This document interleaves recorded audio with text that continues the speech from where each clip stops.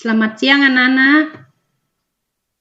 Perkenalkan, Ibu Made Sumiati, Guru SMK Negeri 3 Bogor, ingin menjelaskan pengetahuan pemangkasan yang merupakan salah satu KD dari siswa kelas 11 kecantikan rambut. Pengetahuan pemangkasan merupakan salah satu bagian dari KD 3.1 tentang penerapan peralatan pemangkasan. Ya. Adapun KD yang harus dikuasai oleh siswa kelas 11 kecantikan adalah sebagai berikut. Ada 6 KD, menerapkan penggunaan peralatan pemangkasan, menerapkan pemangkasan rambut teknik solid, menerapkan pemangkasan rambut teknik graduasi, menerapkan pemangkasan rambut teknik layer, menganalisis pemangkasan rambut teknik desain, dan menerapkan pewarnaan rambut single aplikasi. Oke.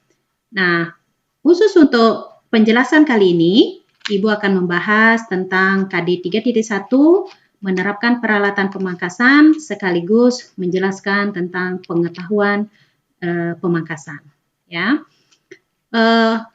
setelah mempelajari KD ini diharapkan siswa dapat menjelaskan 3 aliran pemangkasan, mengidentifikasi alat-alat pemangkasan, menerapkan cara menggunakan alat-alat pemangkasan, menjelaskan poin-poin penting yang harus dianalisa, dan menjelaskan keselamatan kerja pemangkasan. Baik. Selanjutnya, kita akan membahas tentang sejarah pemangkasan. Ya, pemangkasan sudah terkenal sejak zaman dahulu, dipengaruhi oleh aliran berikut. Aliran yang pertama disebut dengan aliran Fidel-Session yang diprakarsai atau dikenalkan oleh Pierre Alexander, terkenal tahun 1970 di Prancis, yang memperkenalkan istilah pemangkasan geometris. Kemudian aliran pemangkasan yang kedua yaitu Pivot Point, terkenal pada tahun 1972 di Chicago, USA. Yang sangat terkenal saat itu adalah Leo Passage, yang memperkenalkan tentang istilah section, pemangkasan geometris, sculpture cut, ya. Dan Leo Passage juga memperkenalkan atau mengajarkan kepada kita bahwa dalam melakukan pemangkasan, itu ilmu-ilmu mempengaruhi, itu ada ilmu anatomi, ilmu biologi, matematika, dan juga ilmu seni. Ya. Nah, kemudian aliran yang ketiga yaitu aliran perimeter, terkenal tahun 1975 di London oleh Charles Roche. Ya, memperkenalkan 4 pola pemangkasan. Ada pola datar, pola lingkar, pola naik, dan pola turun. Nah, untuk selanjutnya kita akan bahas tentang aliran pivot point yang akan menjadi dasar dalam pemangkasan dasar yang dibahas dalam KD-KD selanjutnya. Baik, Ibu akan lanjutkan tentang membahas yang tadi dijelaskan oleh dalam sejarah pemangkasan, yaitu dari pivot point ini memperkenalkan adanya seleksial aksis. Ya, seleksial aksis itu adalah alat bantu dalam melakukan pemangkasan, itu cara menentukan garis pangkasannya, apakah sudah lurus atau kemudian misalnya kita mengambil garis V, ya, mengambil garis sini, atau kita ngambil garis horizontal garis pangkasannya, atau garis ini garis vertikal, ini garis horizontal, ya. Jadi ini adalah merupakan alat bantu yang sangat bagus digunakan sebagai pemula. Kemudian juga diperkenalkan sedang sudut-sudut pengangkatan, jadi seberapa tinggi kita mengangkat rambutnya. Ya, dan ada juga struktur pemangkasan. Apa sih struktur pemangkasan itu? Struktur pemangkasan adalah panjang pendeknya rambut atau kepanjangan rambut diukur dari kulit kepala. Ya, nah ini pemangkasan pivot point atau aliran pivot point memperkenalkan 3 teknik pemangkasan dasar, yaitu pemangkasan solid, pemangkasan graduasi, dan pemangkasan layer. Solid sendiri ada 3, dibagi menjadi 3, paralel, diagonal ke depan, diagonal ke belakang. Graduasi juga ada 3, ada paralel, ada graduasi min, ada graduasi pulse. Layer ada 2, uniform layer dan increase layer.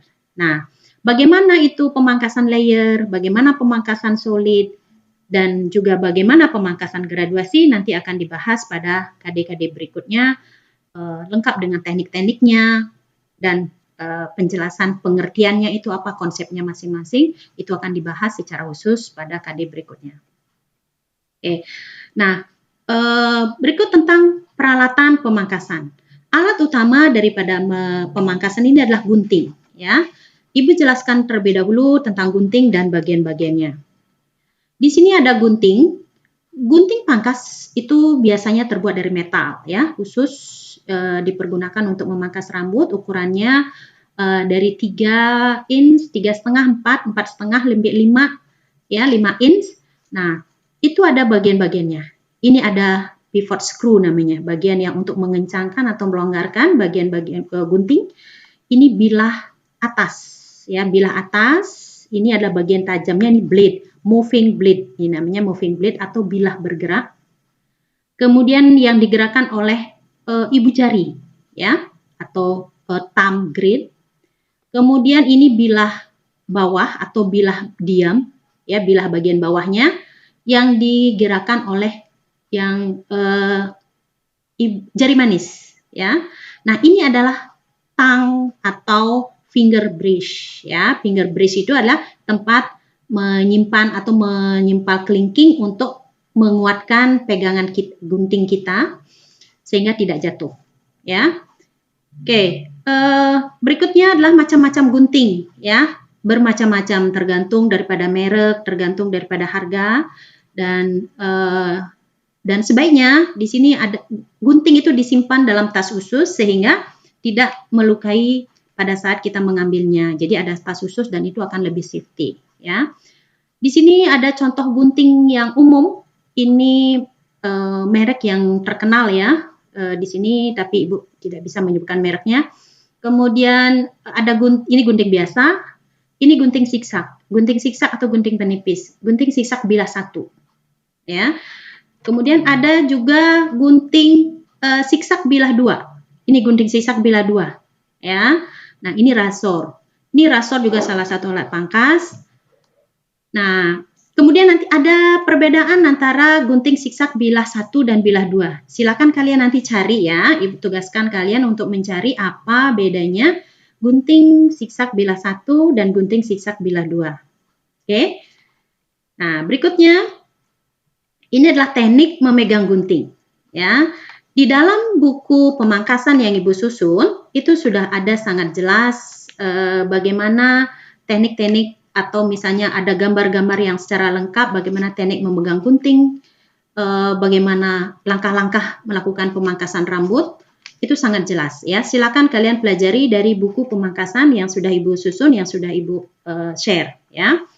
Di sini contohnya, perhatikan. Cara memegang gunting, ini adalah letaknya ujung daripada jari manis. Kemudian gunting selalu dalam keadaan tertutup, ya. Kemudian ini pada saat kita memasukkan jempol juga dalam posisi gunting tertutup, ya. Kemudian ini pada saat memegang gunting dan sisir sekaligus dalam tangan kanan, tangan kiri memegang rambut, ya. Ini posisi tangan kiri pada saat menggunting, yaitu menjepit rambut, kemudian sisir kita jepitkan di antara jempol dan telunjuk. Kemudian tangan kanan melakukan pengguntingan atau memegang gunting, ya. Nah, hal ini kalian harus latihkan sebelum kita praktik pada melakukan pemangkasan, ya. Silakan ikuti teknik-tekniknya dari buku yang Ibu sudah share. Oke. Nah, alat-alat pangkas selanjutnya ada sisir besar, itu untuk menghilangkan kekusutan, ada botol sprayer, ada sikat baju. Nah, ini juga diperkenalkan bermacam-macam gunting dengan ukurannya, ya. Kemudian ada sisir pangkas. Sisir pangkas ada dengan giginya yang jarang dan juga gigi yang rapat. Kemudian ada sisir ekor. Terus alat berikutnya juga ada sisir jepit bergerigi dan sikat leher. Ya. Nah, lenan. Untuk melakukan pemangkasan itu diperlukan handuk kecil, ya, terbuat dari katun. Kemudian ada kip pemangkasan, kip penyampuan, kip pemangkasan. Kemudian, nah, ini baju kerja. Baju kerja merupakan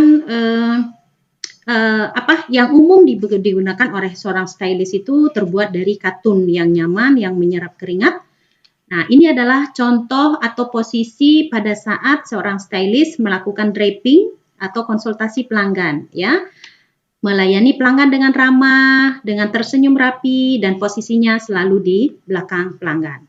Ya, ini contoh daripada bagaimana seorang stylist atau penata rias rambut untuk melayani pelanggan di salon.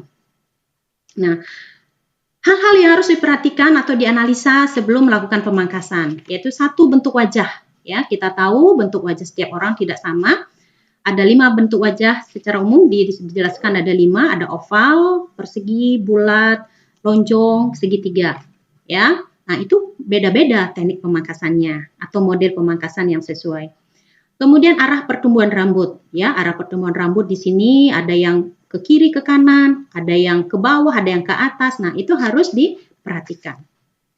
Juga perawakan tubuh setiap orang tidak sama, ada yang gemuk, ada yang tinggi langsing, ada yang lehernya pendek, ada yang lehernya panjang, ya, atau yang bentuk kepalanya menonjol ke belakang. Nah, itu juga harus menjadi perhatian kita sebelum melakukan pemangkasan, ya. Lebih lanjut juga yang harus dianalisa itu jenis rambut, ada yang kering, normal, berminyak, ya, ada ketebalan rambut atau densitas, ya, ada yang pilihannya itu ada tebal, sedang, tipis. Nah, terakhir adalah teknik pemangkasan. Ya, setelah melakukan analisa, ditentukan apakah akan melakukan pemangkasan sulit, graduasi, atau layer. Ya, baik, sudah jelas yang Ibu jelaskan tadi tentang hal-hal yang harus diperhatikan dalam pemangkasan. Nah, selanjutnya ada keselamatan kerja yang harus diperhatikan. Ya, sebagai seorang stylist yang bekerja di salon, kita harus selalu menjaga alat-alat yang kita gunakan di salon harus disterilkan terlebih dahulu, ya. Sesudahnya juga harus disterilkan. Jangan sampai kita memindahkan kuman atau penyakit dari pelanggan satu ke pelanggan yang lain, ya. Karena apapun yang menyentuh tubuh orang lain itu tidak boleh langsung dipakaikan kepada orang yang berikutnya. Oke. Kemudian jangan menggunakan sisir yang sudah rusak. Terkadang kalian ada sisir, sudah tidak ada giginya, udah patah giginya, sayang dibuang, dipakai. Jangan, ya. Kemudian lakukan sapu potongan rambut sebelum mengeringkan rambut sehingga tidak berterbangan, ya. Hindari menggunakan handuk yang belum dicuci, bau, ya. Kemudian handuk harus selalu disetrika. Nah, kip penyampuan yang digunakan harus dalam keadaan kering, jangan basah, karena dia akan membuat baju pelanggan basah. Oke, demikian hal-hal yang dapat Ibu jelaskan tentang pengetahuan pemangkasan. Nah, untuk lebih lanjut, kalian silakan kerjakan latihan tugas yang berikut. Jelaskan 3 aliran pemangkasan, sebutkan 7 macam alat pemangkasan, jelaskan perbedaan gunting biasa dengan gunting zigzag, ya, tentukan 6 hal penting yang harus dianalisa, dan uraikan keselamatan kerja pemangkasan. Baik, jawaban kalian silakan kalian kirim ke link yang Ibu sudah bagi di grup chat, ya. Ibu tunggu, Ibu kasih waktu 1 minggu setelah ini. Oke, demikian penjelasan dari Ibu, semoga bermanfaat. Selamat belajar, tetap jaga kesehatan. Selamat siang.